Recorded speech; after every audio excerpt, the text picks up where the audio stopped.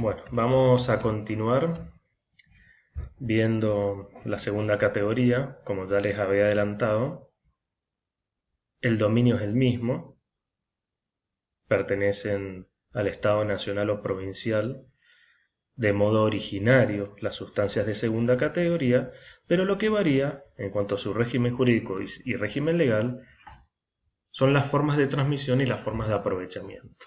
También les había dicho que esta segunda categoría contemplaba dos supuestos o dos posibilidades en cuanto a la transmisión y el aprovechamiento de las sustancias.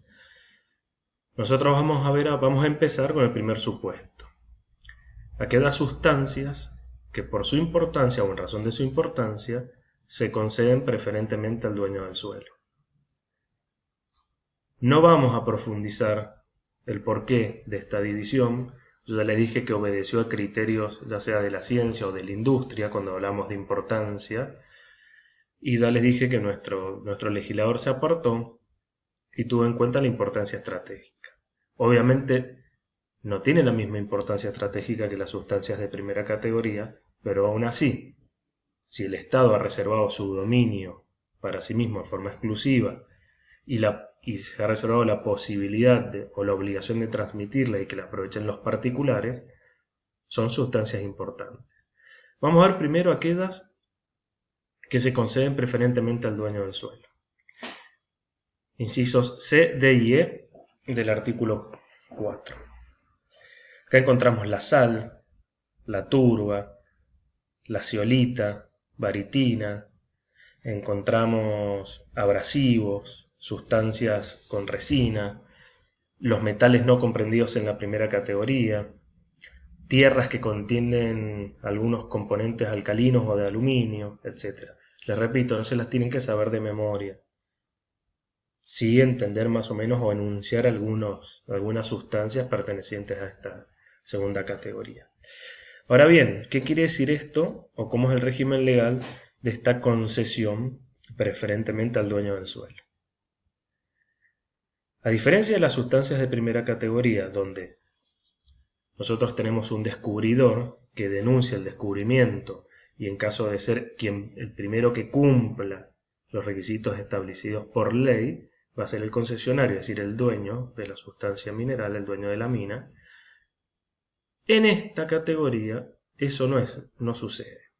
Entonces, una vez que aquel tercero, que el particular, ya sea una persona física o jurídica, descubre estas sustancias de segunda categoría que se conceden preferentemente al dueño del suelo, las denuncia ante la autoridad competente, les recuerdo, se conceden mediante el sistema de concesión legal emitido por autoridad competente, es decir, las pone de manifiesto, inicia todo un procedimiento para ser el concesionario.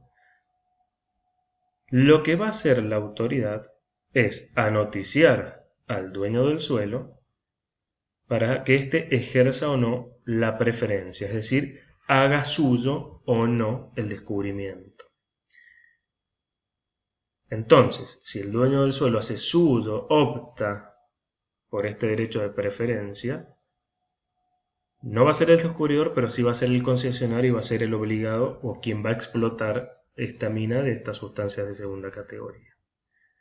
Entonces les repito, tenemos un descubridor, inicia estos resortes legales para obtener la concesión mediante el denuncio o la manifestación del descubrimiento, y la autoridad notifica al dueño del suelo, en virtud de que existe esta preferencia. Todo esto lo ven en el título 9 del Código de Minería, artículo 171 en adelante. Ahí va y trata este título todo lo referente a las sustancias de segunda categoría. ¿Qué nos dice el artículo 171? Que una vez anoticiado o debidamente notificado, el dueño del suelo debe o comenzar los trabajos, acreditar que ha comenzado los trabajos en el plazo de 100 días de haber sido notificado, o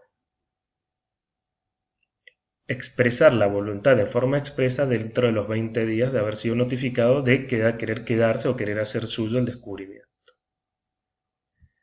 ¿Por qué este doble plazo? Yo les recuerdo que el código tiene muchos años de antigüedad.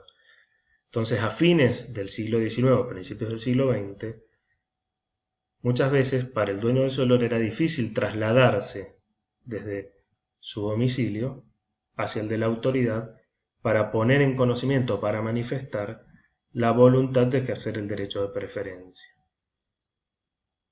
Entonces, debido a estas situaciones, el código o el legislador contemplaba la posibilidad de que una vez constituida la autoridad, si se constataba que habiendo sido noticiado había comenzado con los trabajos de aprovechamiento del mineral o los trabajos de explotación, era indudable que había ejercido este derecho de opción o esta preferencia. Hoy en día no tiene sentido.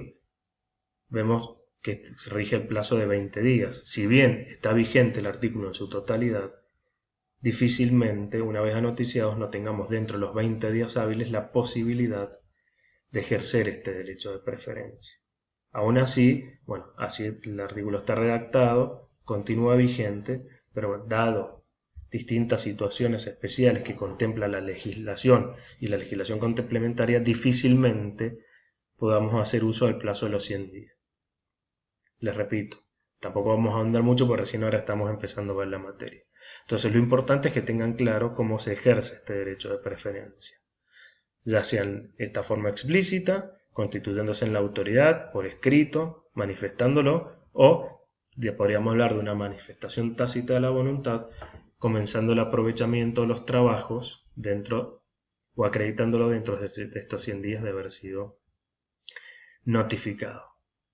Indudablemente, si ejerce este derecho de opción o de preferencia el dueño del suelo, va a ser el concesionario y no lo va a ser el descubridor. Esto no significa que no haya concesión legal. Hay concesión legal porque así lo ha dispuesto la ley. Varía en la forma de transmisión, pero es legal. Nuevamente acá vemos que es la ley la que determina a la persona, tanto el titular, el dominio, como la transmisión y como quién va a ser el que aproveche la sustancia, sin ningún tipo de capacidad negociadora por parte del Estado. Eso es lo importante. En cuanto si ejerce, ¿qué pasa con el descubridor? Tendrá derecho a una compensación económica por los gastos de la búsqueda o de la exploración. Está mal aseverado que va a ser indemnizado de acuerdo a la importancia del descubrimiento, porque a esa fecha no vamos a tener la más mínima idea de cuál va a ser la importancia del descubrimiento. Como tampoco va a haber un enriquecimiento sin causa por parte del propietario del suelo, es indudable que tendrá que compensar al descubridor por estos gastos que ha llevado a poner en conocimiento las sustancias minerales que estaban en su propiedad. Bueno, como vemos, es un régimen también bastante sencillo, cuyos rasgos característicos son similares a los de la primera categoría.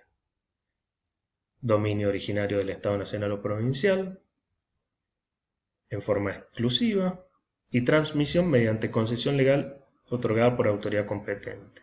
La diferencia es la forma de transmisión y quién va a ser la persona que va a aprovechar o que va a ser el concesionario de esta sustancia o de esta mina, ya sea que se ejerza o no se ejerza este derecho de preferencia que tiene el dueño del suelo.